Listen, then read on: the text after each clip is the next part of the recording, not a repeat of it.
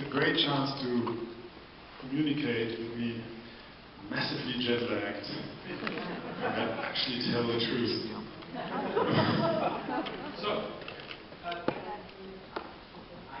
note that the word love never showed up once in this film. I'm curious about your thoughts about love and bringing in even the thought or concept of love or the word love have complicated this more.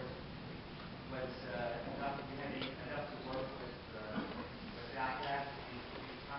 Did you all hear the question? I don't know if it's working here. This gentleman was saying that he noted that in the film the word love is never mentioned. And would you comment on that?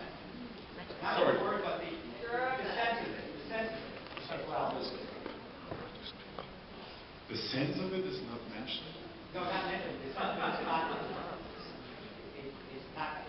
present to me. Okay. I mean, to me it's a very romantic film. Sexual, yes. How do you differentiate? Sexual.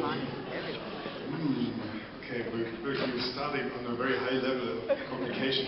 Phil now Voyager involves love. Okay. No, I get it. So, well, they actually have loving sex, which is a big difference to most films. When you see them having sex, it's about kind of other things, and it's very often a bit embarrassing to watch. And I felt like that those people had a sort of heartfelt connection, and they were trying to portray that relationship, which of course is sexual too. Well, generally speaking, the origin of the whole project is basically a collection, a huge collection of little bits and pieces from a box that I collected about long-term relationships and what they are like and what happens to people inside those relationships in particular. Because I was interested in making a movie that shows a functioning long-term relationship, like a good one. I think they're really a good couple. They're doing well, considering that it's 20 years. And they're very respectful and they're joyful with meeting each other, I guess, and they can argue with each other, obviously, pretty well. But they have the side effects of less sexual attentiveness, the whole curiosity aspect of seeing each other is different.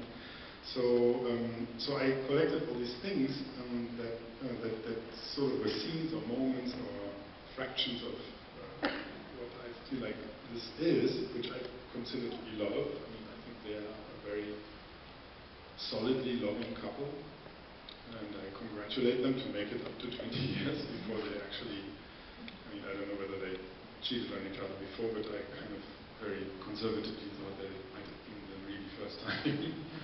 And then that was a movie called 2, with no plot, which was so super original writer sits down and says, what can I do? We bring in a third person. It's never been done.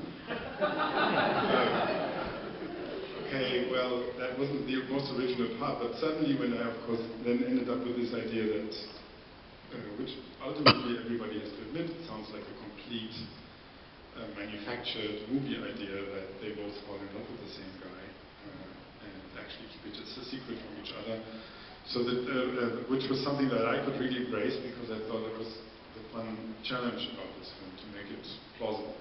I mean, plausibility is all about filmmaking in these areas of filmmaking. I wanted to feel plausible, not substantially real, because I doubt this whole concept of reality in cinema, but that you look at it and you kind of buy into this concept of them meeting the same person. And I felt like it was plausible because of this whole idea that happens to long-term relationships, that they become siblingy, sort of very similar to each other, and there's this other quality of knowing each other so well that you feel like you're related in this other level, as if you were brother and sister or whatever it is.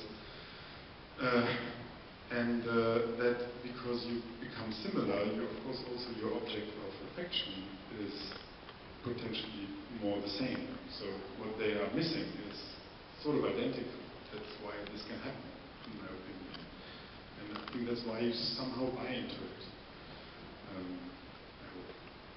So, I mean, I wasn't answering your question, but I mean, of course, it was based on the idea to make a film about a love between two people that is let's say, reinvented into a love between three people, and it's basically all about love without, of course, obviously being spelled out.